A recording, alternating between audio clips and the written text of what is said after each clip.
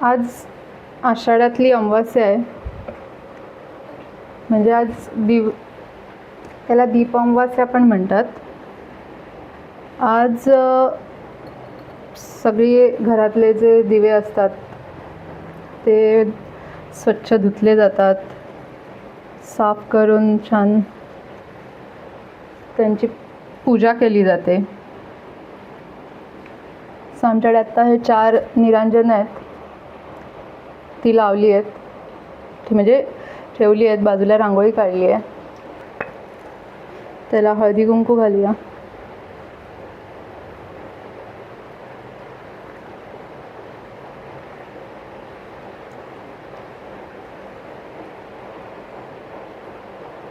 आधी खरं लावले पाहिजेत ना, आणि मग हळदी कुंकू घातलं पाहिजे.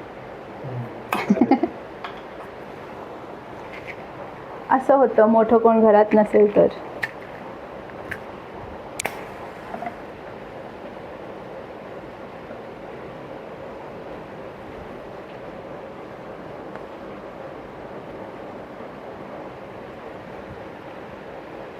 आजीकडनं आणि आईकडनं मी असं ऐकलं आहे की ज्येष्ठ आषाढ ह्या 2 महिन्यात तसं देवाचं कार्य वगैरे असं काही जास्त केलं जात नाही.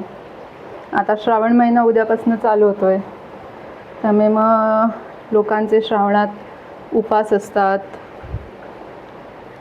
वेगवेगळे नैवेद्य दाखवले जातात.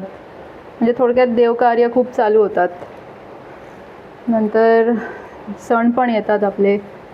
आता श्रावणातली पौर्णिमा म्हणजे नारळी पौर्णिमा, नंतर नागपंचमी आहे,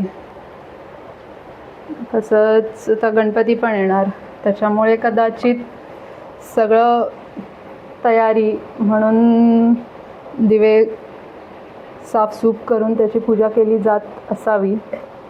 म्हणजे हे मी माझ्या आजीकडनं ऐकलं आहे, आईकडनं ऐकलं आहे.